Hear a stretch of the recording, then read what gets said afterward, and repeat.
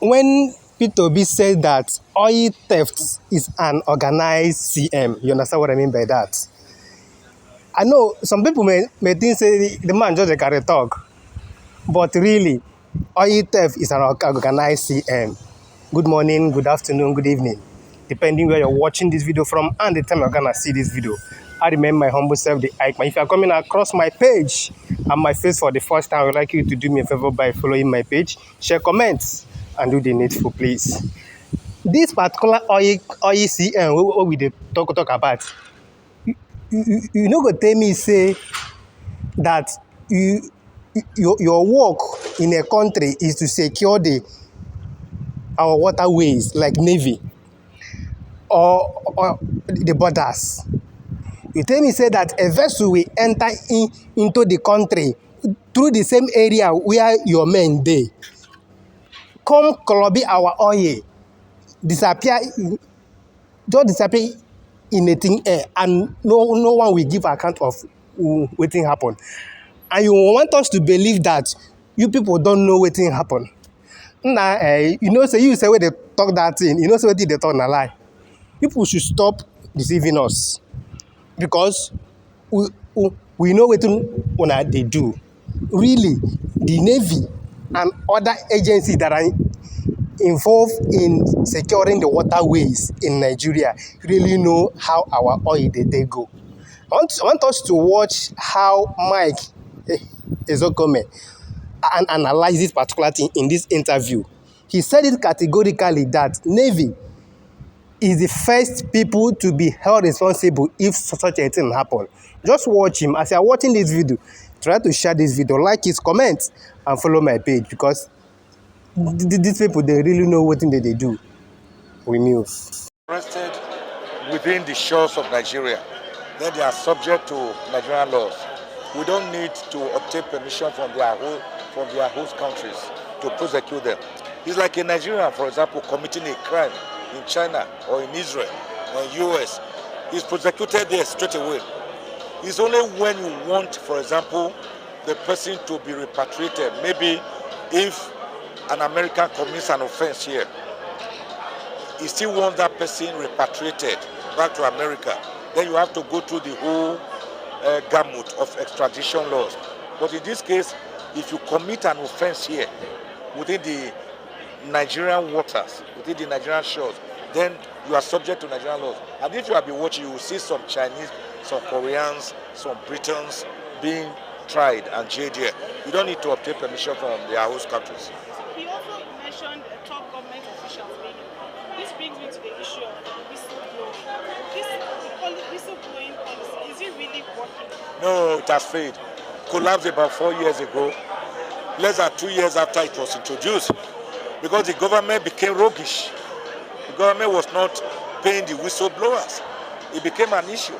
Whistleblowers will blow whistle, dictate huge sums of money in banks, and government officials will go back and misappropriate the money and refuse to give to the whistleblowers.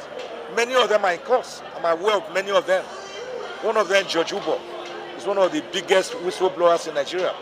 He's in court over billions and billions of naira that he successfully blew whistle on, which ought to have been paid to him. So what they were doing was that they started it, they gave it a first say, the first 1-2 years, it was raining whistle. After that, the Nigerian factor. So it's not working at all. In fact, many of the whistleblowers became subjects of inquisition. They were hunting them down. They became victims of a tyrannical system. The entire outing, which we have seen today from the naval perspective, is a government at war with itself. It's called a schism, an internal implosion. That is what we are seeing. So we are seeing a situation where non-state actors become even more powerful than the state itself. These people stealing the oil, they are government officials in collaboration with the Navy. So the Navy can never extricate itself. And that's what I was telling the Rear Admiral. If you are put in charge of a facility to guard it, You are the security man. And robbers come there. Who will be the first person to ask? It's the security man. So you can't blame Nigerians for asking why. Why would there be oil theft? This theft we are talking about, we are not talking of stealing of gallons of fuel, of crude, or bottles. We are talking of vessels, large vessels, ocean-going vessels, barges, being loaded with rigs, through rigs, in the open. And if you are guarding such a thing, why would you not see it?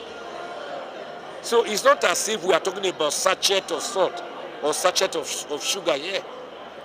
So the question is, who done it? That's why I zeroed down that the first party to be blamed are the Navy, of course, followed by other people. The multinationals themselves are roguish and crooked. They join hands with these people to PIFA. Then people in government, they are very powerful. It's a syndicate. It's a cartel.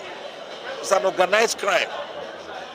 It's like Boko Haram, which is not getting finished because, like one of them told us, he said, when, was it Obasanjo? He said, when you see an insurgency like Boko Haram not getting finished, then you know that people in government are involved. Because at a time, Boko Haram became the biggest industry in Nigeria.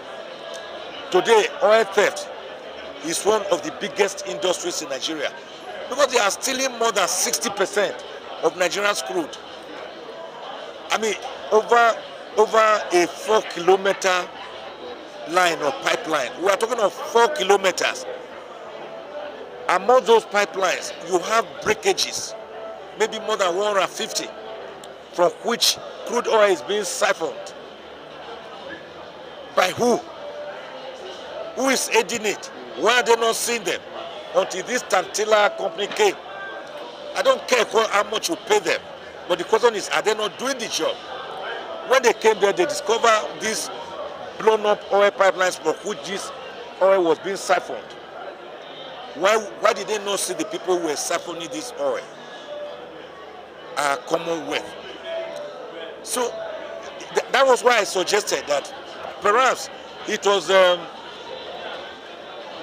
Albert Einstein,